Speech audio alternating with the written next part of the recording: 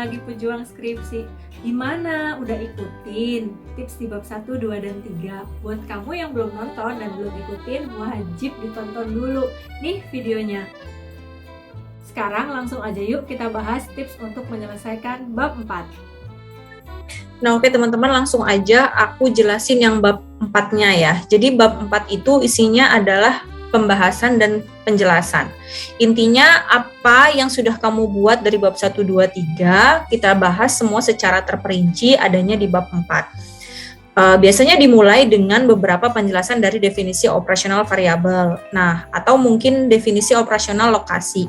Jadi kalau ada pemilihan lokasi, misalkan kita mau milih Indonesia, ya jelaskan saja Indonesia itu ibu kotanya di mana, lalu ada berapa banyak provinsinya, dan variabel-variabel lain yang memang masuk ke dalam penelitian kamu, itu kamu jelaskan juga di dalam operasional variabel. Kemudian, biasanya di sini akan menampilkan beberapa penjelasan dari variabel bebas dan variabel terikat secara terperinci satu persatu. Di bab 1 kemarin saya sudah berulang kali ya menjelaskan memang ada yang mempengaruhi dari pengangguran tersebut, salah satunya adalah indeks pembangunan manusia. So di sini saya kasih contoh satu variabel bebas yang dijelaskan pada bab 4 tersebut ya untuk indeks pembangunan manusia. Kalau misalkan di bab 1 kamu memasukkannya bentuk grafik, memang bagusnya sih di bab 1 itu grafik, kurva gitu ya. Jadi kayak misalkan pengemasannya itu jauh lebih cantik aja. Nah, tapi di bab 4 ini kita akan membahasnya secara tabel data gitu. Sebenarnya boleh nggak sih ditaruh lagi grafik tersebut di bab 4? Boleh-boleh aja. Itu tergantung dari masukan atau mungkin permintaan ya dari para pembimbing dan juga penguji kamu. Tapi mostly kita memang cuma cukup memasukkan si tabel tersebut. Contohnya seperti ini.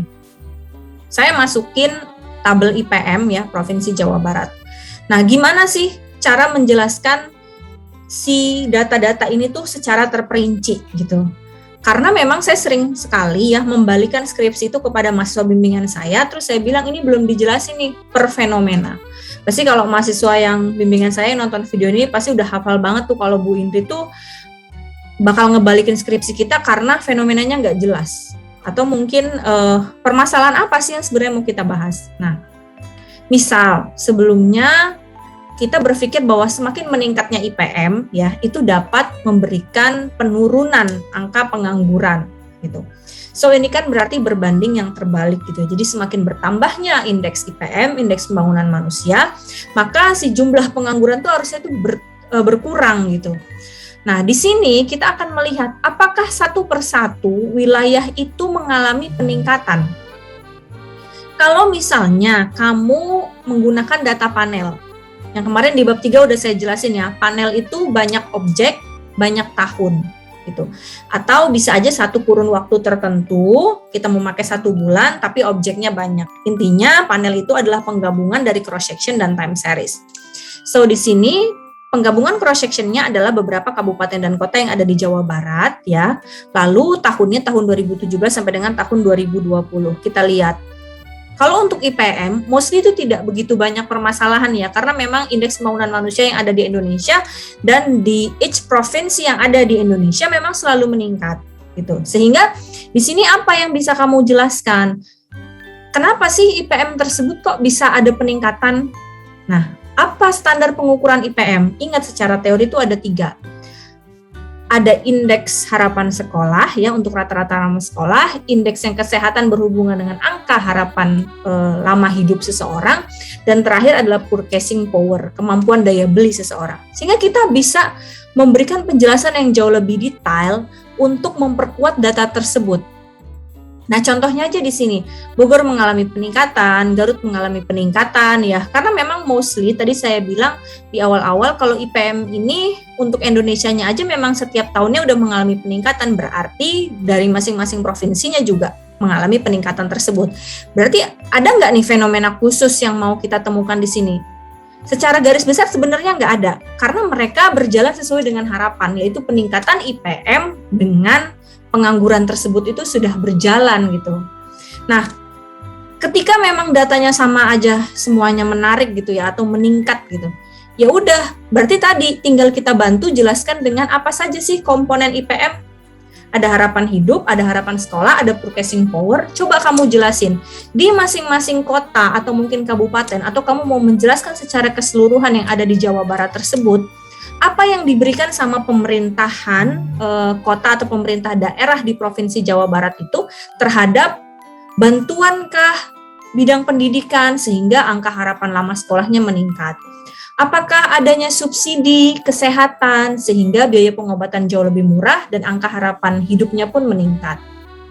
Atau mungkin ada bantuan subsidi untuk masyarakat membeli kebutuhan sehari-hari sehingga purchasing power-nya juga meningkat. Nah, yang tahu seperti itu kan kamu ya. Kamu harus menggalinya jauh lebih dalam, permasalahan apa yang memang ada di daerah Jawa Barat tersebut atau mungkin di daerah-daerah yang sedang kamu teliti sekarang. Karena memang di sini grafiknya sebagian besar atau rata-rata semuanya itu meningkat aja gitu, naik-naik aja dan kita tidak menemukan adanya permasalahan khusus. Tapi di sini kalau kita mau notice ya, saya coba zoom in. Saya lebih besarin lagi ya. Di sini tuh di Kota Banjar dari 70,79, 71,25, 71,75 dan ini ada penurunan 0,5 ya, 0,05.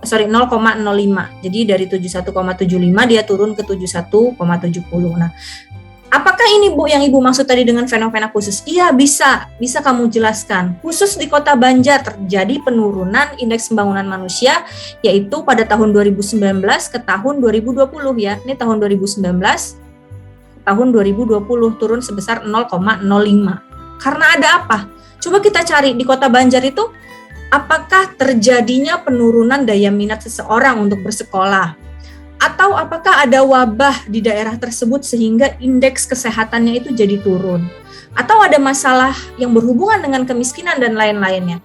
Nah, itu kan yang tahu kamu sendiri. Sehingga itu yang tadi saya maksudkan untuk menjelaskan datanya secara detail.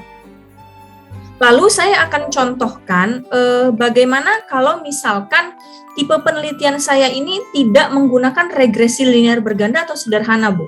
Saya hanya menggunakan kuantitatif yang mungkin hanya mengukur indeks kemandirian, indeks rasio, indeks efisiensi, efektivitas, dan lain-lain. Sama aja ya cara menjelaskannya. Saya akan kasih contohnya sebagai berikut.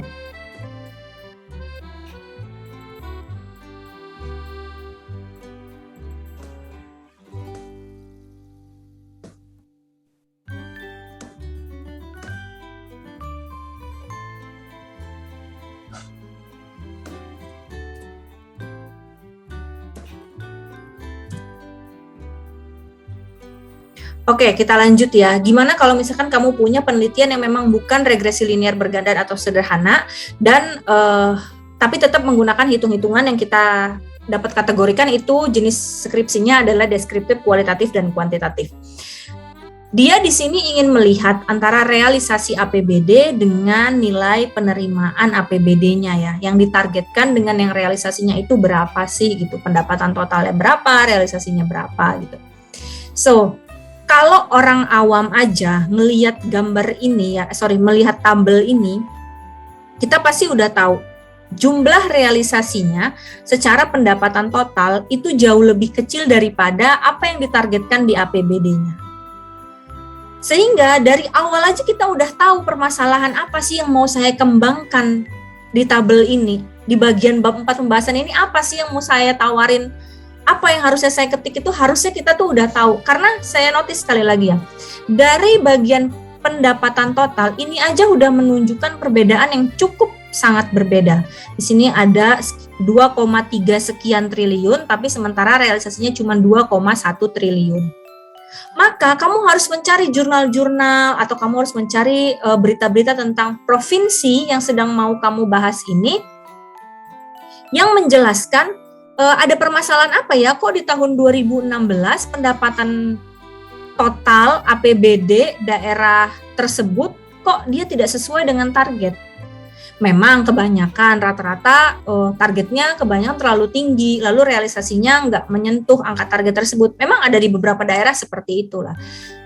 Tapi kita tuh harus tahu alasannya karena apa, teman-teman. Jadi bukan cuman serta-merta gini kamu menulisnya. Realisasi pendapatan total di Kabupaten X tidak mencapai target. Yang direalisasikan 2,6 1 triliun, yang dianggarkan 2,3 triliun. Udah that's it, cuman sampai situ doang. No, it's gonna be a big mistake. Ya, maksud saya tuh gini, harusnya kamu harus cari tahu, kamu baca dulu jurnalnya, kamu baca dulu berita-beritanya. Mungkin di Kabupaten Tegal ini terjadi gagal penyerapan anggaran dalam bidang apa? Dalam bidang infrastruktur kah? Gitu, dalam bidang kesehatan kah? Atau mungkin ada beberapa bantuan dana atau mungkin pendapatan asli daerah yang tidak tercukupi gitu. Nah, kalimat-kalimat tersebut, misalnya kamu mendapatkan satu ide bahwa ternyata pendapatan asli daerahnya tidak sesuai target. Oh, apakah benar? Kita turun lagi ke pendapatan asli daerah. Penjelasannya di sini. Realisasinya 316, lalu yang dianggarkannya 312 juta sekiannya. Oh, ternyata enggak, pendapatan asli daerahnya udah sesuai kok, dari apa yang ditargetkan dengan apa yang direalisasikan itu sudah melebihi malah. Berarti permasalahan bukan pada pendapatan asli daerah nih gitu. Kita lihat lagi ke bawah. Oh, di sini ada pendapatan transfer nih. Yang dianggarkan 2, sekian triliun, ternyata yang didapat hanya 1,8 triliun. Ketemu kan satu kita permasalahannya, teman-teman. Kamu cari lagi, googling lagi, cari lagi. Permasalahan pendapatan transfer di Kabupaten X, kenapa tidak mencapai targetnya.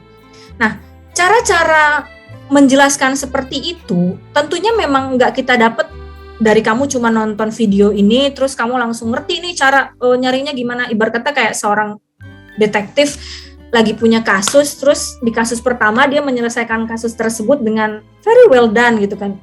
Menurut saya itu nggak sesuai harapan, pasti ada beberapa hal yang nggak sesuai harapan. Makanya saya bilang sama mahasiswa yang penonton setia channel YouTube saya ini, segala sesuatu itu memang harus biasa kita lakukan sehari-hari atau mungkin kita mengulangnya gitu. Sehingga ketika kamu tahu nih tabel seperti ini, cara analisisnya, kamu bisa tahu, oh ini ada permasalahan di mana. Saya pun juga dulu begitu, ketika cuma lihat data gini ya saya cuma jelasin anggaran naik, anggaran turun, terus tidak sesuai realisasi antara target bulan bla bla bla bla. Tapi ternyata salah. Kita orang ilmu ekonomi, exactly pada ekonomi pembangunan ya atau ilmu ekonomi, justru kita tuh harus cari tahu alasannya tuh karena apa sih. Terus permasalahannya ada apa sih gitu. Nah, cara menganalisisnya seperti yang tadi saya ajarinnya.